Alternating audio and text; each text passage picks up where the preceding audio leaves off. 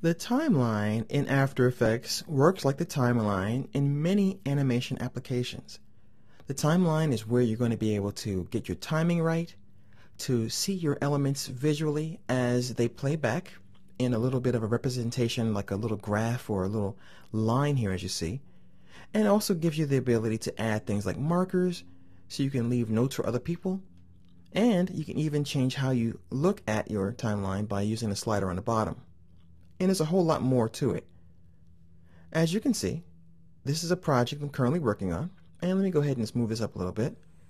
And you can see 1.5 billion layers, because when I work in After Effects, I go to work. Now as you can see here, I have all kinds of stuff going on. I have scale, opacity, and I'm animating things.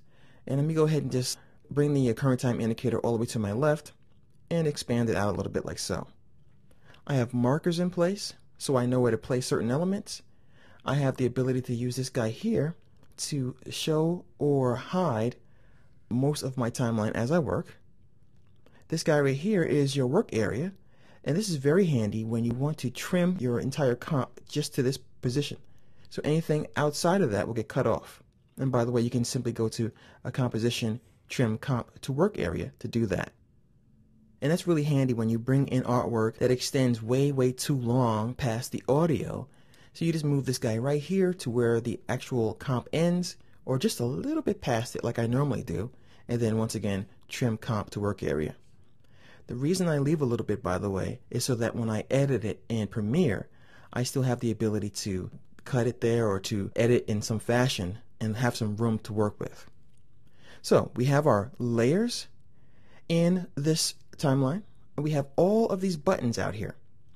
To make our lives easier, I'm going to go ahead and close this project and just start a new comp so we don't have to see all of that nonsense and we can just focus on basics. Alright, I can breathe now. Once again, this guy is our current time indicator. What this red line crosses over is what plays back in the comp window. This guy, once again, allows you to move the time and navigate it so that you can see more or less of the timeline. This is our work area. We have our end and start work area, and you can of course render what's in this work area. We have our comp marker bin, and we can drag out markers and write notes in there. Down here we are able to zoom in and out and see more or less of the timeline. We have some switches down here that we can toggle off or on to enable or disable certain things that we want to work with. We can do a search here if we need to. We have all of these different buttons that allow us to show our layers.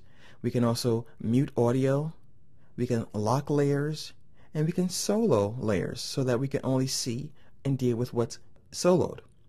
We also have the ability to work with something called a shy layer.